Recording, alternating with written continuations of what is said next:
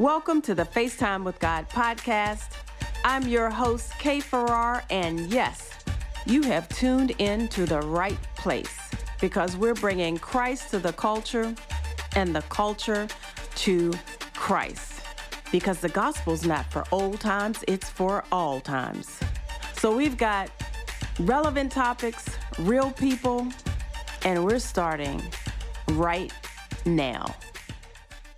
All right, everybody, I am really kind of a little bit hyped today because we have with us a rap / hip hop artist by the name of Jimmy Soulero. And he is a rapper who is a Christian, not a Christian rapper. So he's going to tell us all about that. So welcome. Thank you. Jimmy Soulero. I feel like I need to wear my sombrero. Yes, I think we might trade a few rhymes. Okay. We might have to trade a few rhymes. But welcome to the set. Tell us a little bit about you. What's going on? What you've been doing? What's good? Thank you for having me. I am Jimmy Soulero. I am a multi-instrumentalist, rapper, veteran, Christian, fiance. I think I could be a fiance. Father. I'm just counting. I could keep going on. I don't know. All right. A little bit of everything. Okay, a little bit of everything. Yes, all right. man. So how did you end up being a hip hop? So first of all, do you normally call yourself a hip hop artist? Do you call yourself a rapper? I just call myself an artist. Okay. Because I have a dream. In a perfect world, I would be doing everything like country, really, gospel. I just don't see myself as a one genre artist. Okay. I would like to do everything. I like singing in Chinese one day. Okay. Have you ever done any country? I think I've gone as far as to do maybe pop. Okay. Definitely like gospel or so pop is like about as close to country as you've gotten so far. We haven't merged the country. All right, yet. so tell me this: what's the difference between pop, musically now, between pop and say hip hop? How would you describe the difference? I think pop is a lot more basic when it comes to like chord structure or tempo. It's just more general. Like a pop song is probably gonna be 120 club, get people moving. All right. So, I'm gonna put you on the spot. Okay. So I need to hear from you. I need to hear a little line, and I want you to give it to me. I want you to give it to me hip hop. Okay. And then I want you to give me the pop version. And by this time, everybody already knows my puppets, so they're misbehaving right now. But we still. Okay. So you want me to give you a line in a hip hop. Yep. Manner. Yeah. And then in a pop manner. Yep. Okay. I think that's easier said than done, but I think I could give it a try. Any line. Yeah, whatever. Okay. Whatever.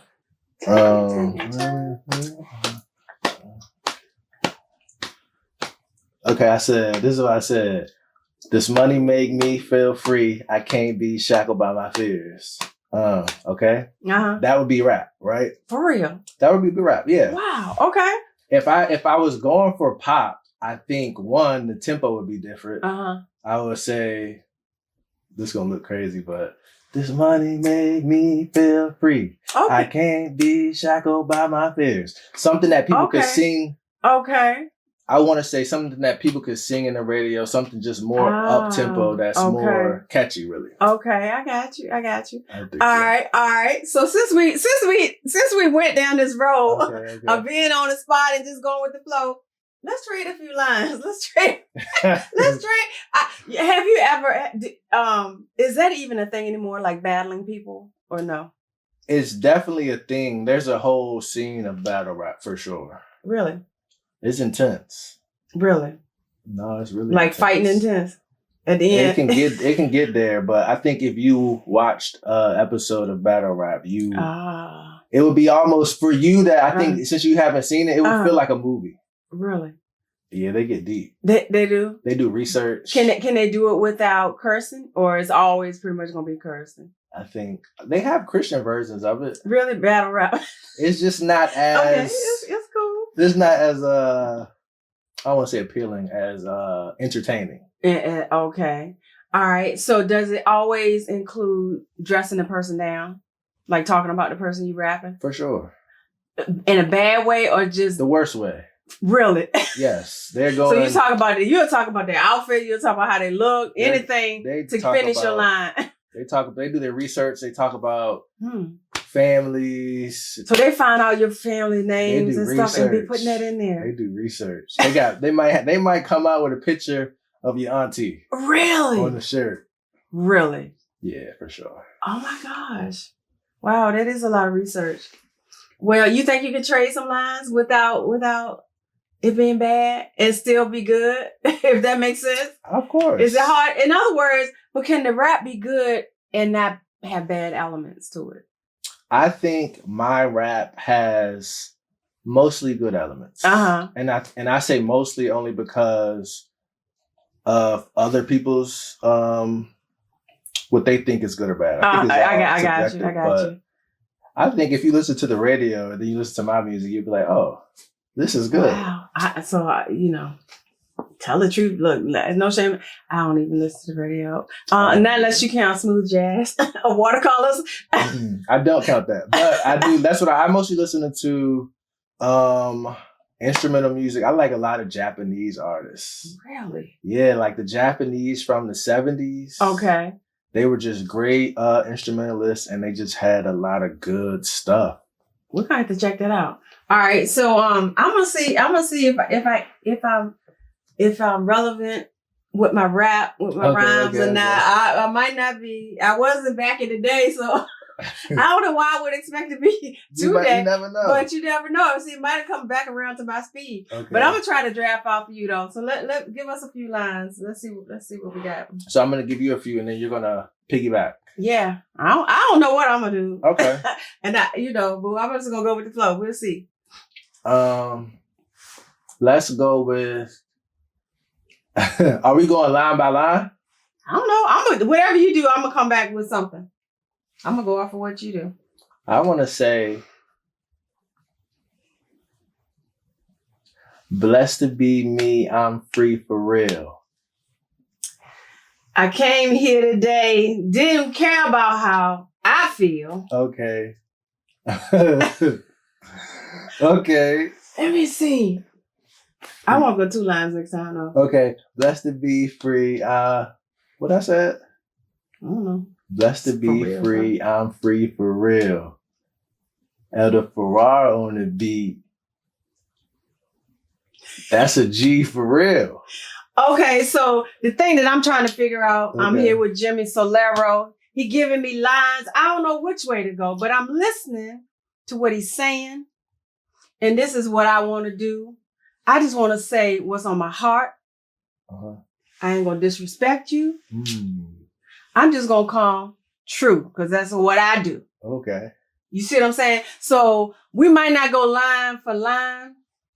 I feel it might not be rhyme for rhyme. Okay. I was about to say. But see, I'm going off a little bit so I can come back. Okay. And get done with it. So I'm going to give it back to you and see what you do. I don't think I can top that. I think you killed that. I think you did. So that was fun. We might cut all of that. I don't think you should. But that was fun. So what is your goal really in doing rap? Is this like a hobby for you? Mm-hmm. Is it something that is just who you are and you couldn't stop it no matter what? Are you doing this as a side gig? What is it? What does it mean to you? So full time, I pay my bills, feed my family by doing IT. And I think that IT has given me, I think it allows me to be a musician. Okay.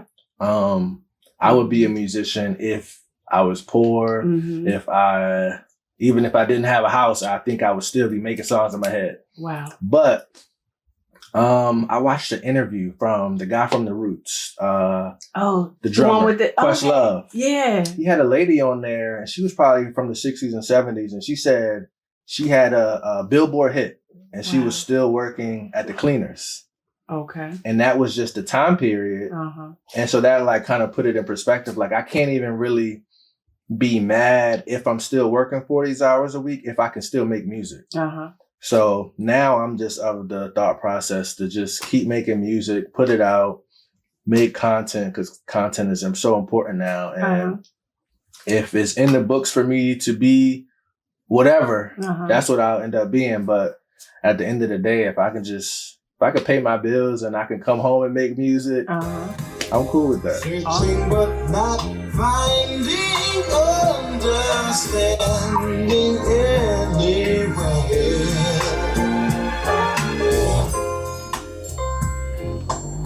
You go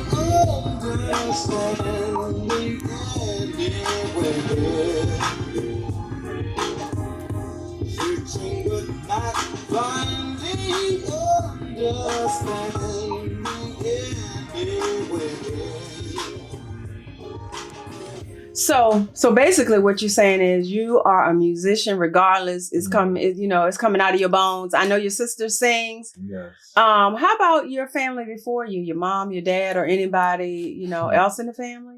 I had a Uncle Charles, right?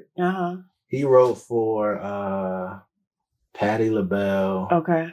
And a lot of those old folks, right? Not old folks, let me not say that. Older folks. But he's not blood. He's my dad's best friend. So that's not in my blood. My dad is not musically inclined. My mom is not the best singer. Okay. So the only person that I can really recall is two people. My first cousin, Jamar. Okay. Amazing pianist, organist. Wow. And then my sister, who happens to be the second best singer in the family. Okay. Second best. So who's, oh Lord. I know you're not gonna say you are you saying you're number one? That's what I'm saying. All right, so that's a good lead-in because we're gonna get a little sample of your song that talks about loving yourself. Okay. So we're gonna let everybody hear that song. Folks are smiling in your face, but they really fake. They'll love you to your face, but they really hate. I done bled from my back, won't let it happen again. You gotta be careful who you call your friend. When you really tell us, what were you thinking when you wrote that song? A lot of times, I think the song writes itself. And I know that sounds cliche, but I can't, if I was to tell you that I just had an idea to make a song about self-love, I would be lying to you. I think really I make the beat first. And I riff a lot. Like I'll have my mic in front of me and I'll mumble, honestly. I'll mumble different things. And I think the first bar I said was something that I might have just been talking. And that first part we'll hear, it's like, it might be narcissistic of me, but who would I be if I wasn't in love with myself? And then from there, I'm like, okay, that's what this song is about. And I just kind of took it from there. So tell me this. I like what you said, and it stands out because we don't hear people saying that. Now, we hear people talking about self-love for sure, and we need to. And in fact, it's kind of crazy. That's one of the things, it's actually in our mission statement that we teach people biblically to love themselves, right? Because it's so important. And I don't know why. I was even kind of meditating on that a little bit before because, of course, the Bible tells us, Jesus said that we needed to love others. So he said others, it came, if you were looking at how the sentence went out, others came first, but he says, as you love yourself, which means yourself actually came first. Right. And some of what I see with that is even when Jesus was explaining that to people, people can grasp loving others. before they can even grasp or understand that you really need to love yourself conceptually or as a thing from God or as a thing that's good. Behind closed doors, they love themselves all day. But, you know, when they want to come out and they want to talk about loving others, you know, teachers, preachers, and so forth want to talk about loving others, putting others first, when really that is, in a sense, not even biblical. It really isn't. You know, and my good example for that has always been back in the day. I don't pay attention to this. Dammy's probably gonna get me, right? But I don't pay attention. Dammy is a friend of ours, is a stewardess, but or a flight attendant. Forgive me, she's gonna get me twice. But you know, when they give you the instructions and they talk about if the plane gets decompressed, right, they have oxygen and the mask will come down, right? And they tell you if there's a child with you or an elderly person with you, you know, you might be traveling with your son or your daughter. They tell you the instruction is to put the mask on yourself first. And then start helping other people. Right. And in a way, it's like, boo, if you passed out, who gonna save your son? If you pass out, who's gonna save the elderly person? Exactly. You're able-bodied, but if you passed out, you can't help anybody. Exactly. And so that is sort of the reason why you have to be strong, because how can you give strength to somebody else if you're not strong yourself? But it doesn't seem to be like the quote unquote religious thing to say to people, but it's backwards scripturally to not do that. But in your line, the thing that stands out in your line, right? You don't say love yourself.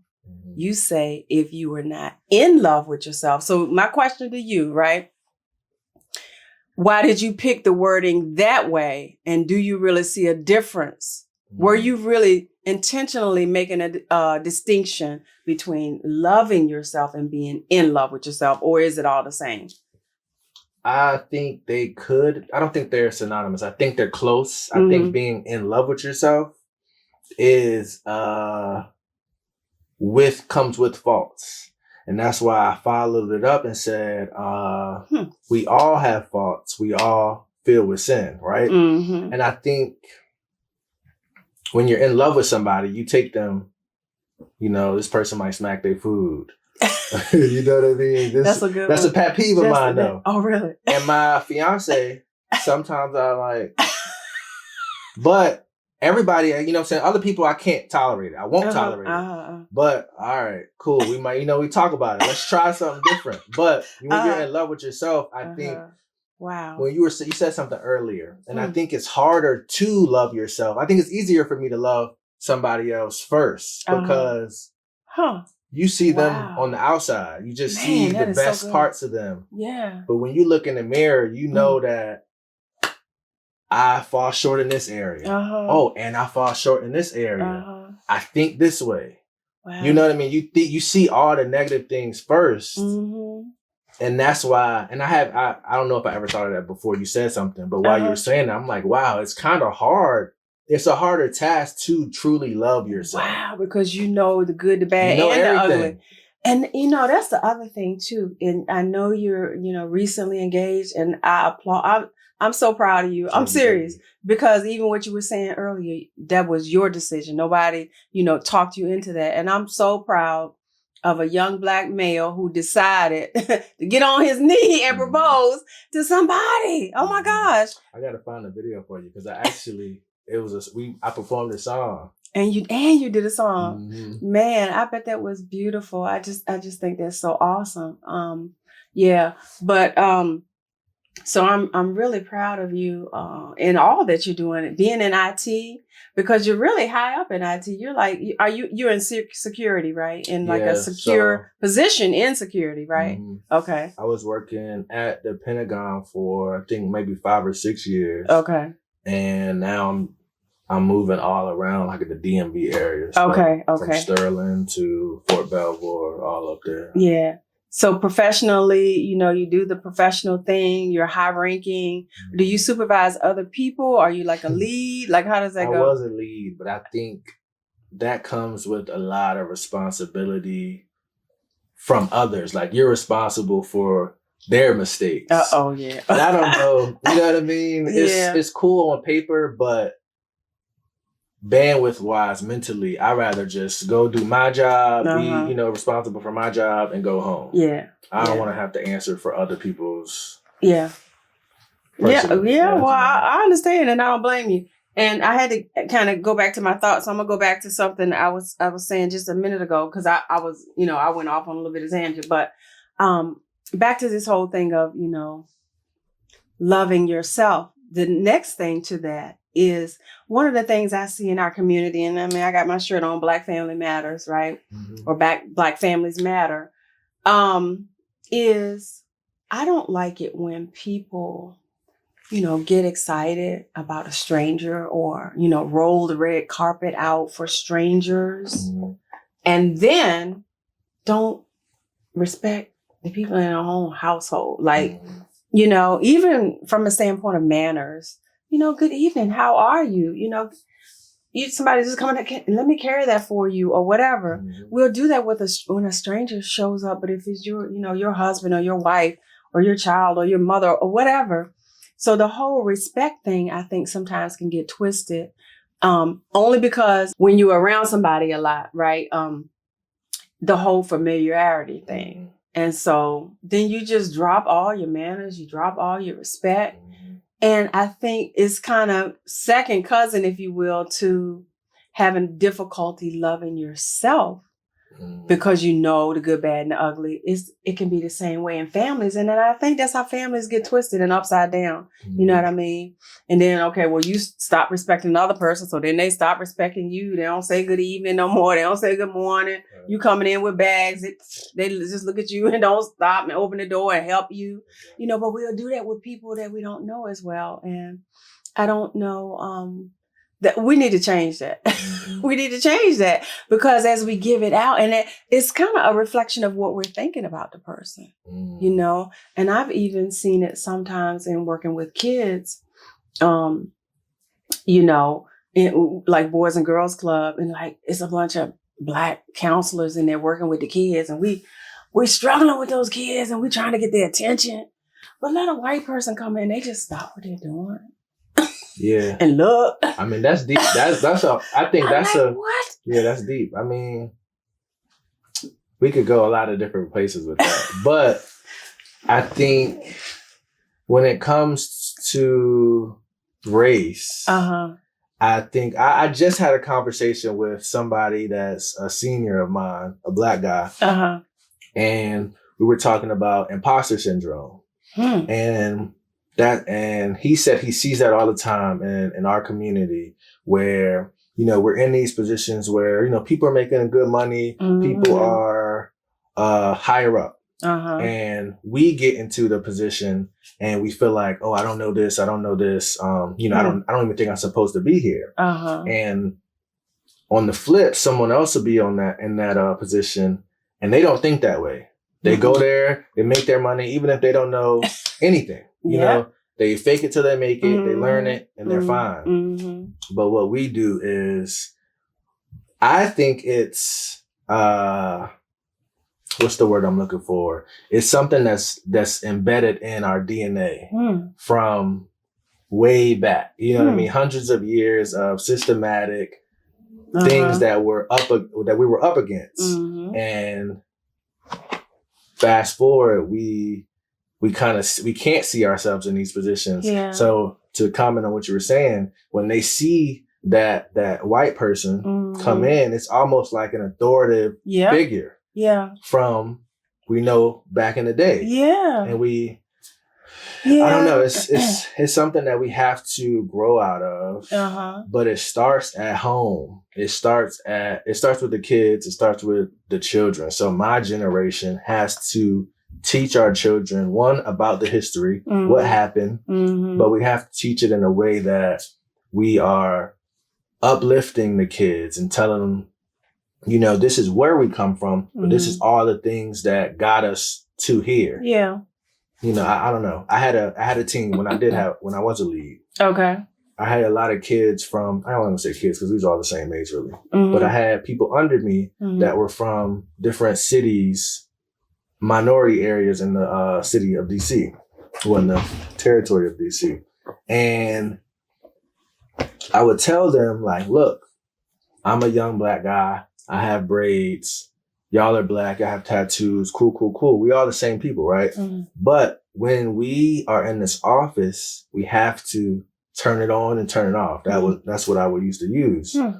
And what I meant by that is, cool, we can use slang when nobody's in here. But the second that somebody walks in and they hear us using that, they are going to think a certain way of us. Even if it's not true, it doesn't matter. That's what they're going to think of us. Mm-hmm. And that's my biggest issue with our community right now. We don't care enough about what other people think of us. And not to the angle of it matters, but just like the outside does matter. Like you should present yourself a certain way. Yeah. You're not going to go to a wedding with sweatpants on. Yeah. You're not going to go to church with, I don't know, sandals on. Maybe you might, you know what I mean? But I think those type of things matter. And right now with the internet, I think the Black community, we don't police enough of our culture personally. So, and it's kind of interesting because we're just coming off a series talking about Black excellence. Mm-hmm. I saw that. Yeah. And so you are working in a high rank. So, and I, if you don't want to put this on there, we don't have to, but you are working as a GS? Is it, you're in the GS system or no? Because you're a contractor. I didn't want to be a GS. You didn't want. But how would your position equate if you were? Is it maybe like a GS12? Okay. Somewhere up there. Okay. Mm-hmm. So, but you're a contractor. Do you go in there like with a collared shirt on and like dress pants and dress shoes type thing? Depending on the office. Mm-hmm. So this past year I've been in an engineer capacity. Okay. So no customers, I'm not talking to anybody. I'm just talking to my 5-10 teammates, and we're in the lab somewhere. We might come in on the weekend at night. And that's kind of what I like, just because I can come in jeans, sneakers. Wow. So it's all about what you know. In a sense, it's not at all about what you look like, and you're not interacting with customers. Right? In that situation. Okay. At that point, they just want the smartest person in there to get the job done fast. That's pretty cool. Now, this next year, I'll be in another position to where it's more suit and tie. Mm-hmm. I just bought some dress shoes. I forgot what they was called. But and the reason why is because I'm going to be wearing suit and tie. And now, something that's not talked about is I have braids, but to be more welcoming, I'm going to have to put these braids in a ponytail. And really just because I know that I'll be in an environment that they might not like it. They might feel some type of way about it. And that's just what I have to do. I got you. Yep. I would agree, and that's kind of where we ended with the other conversation.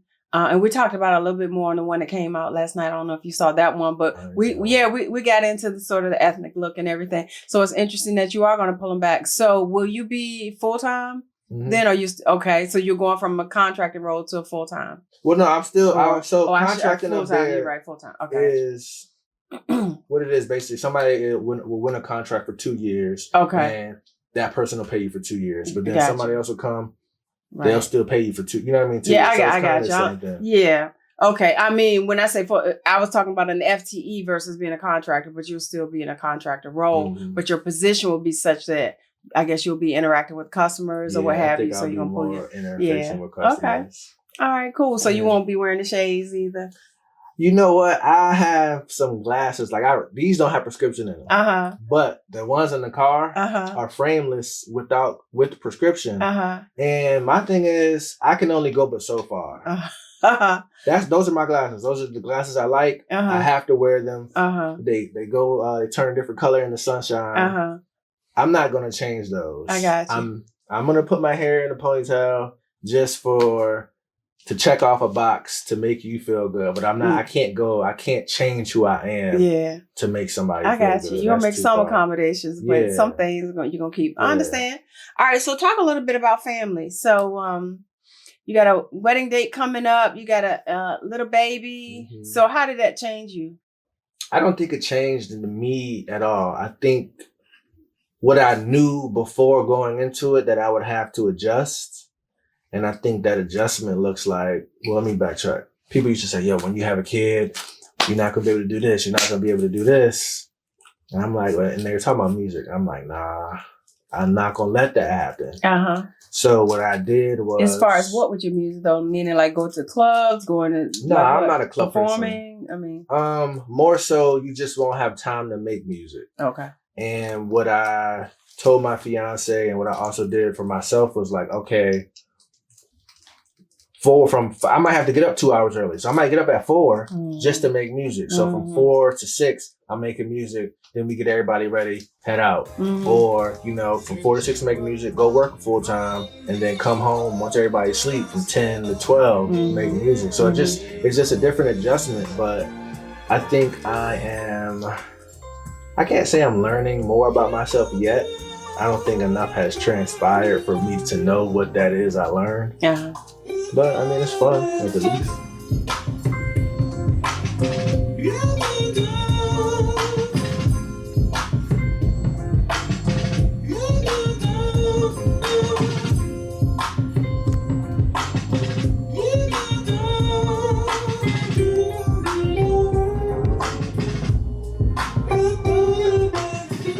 Searching but not finding understanding.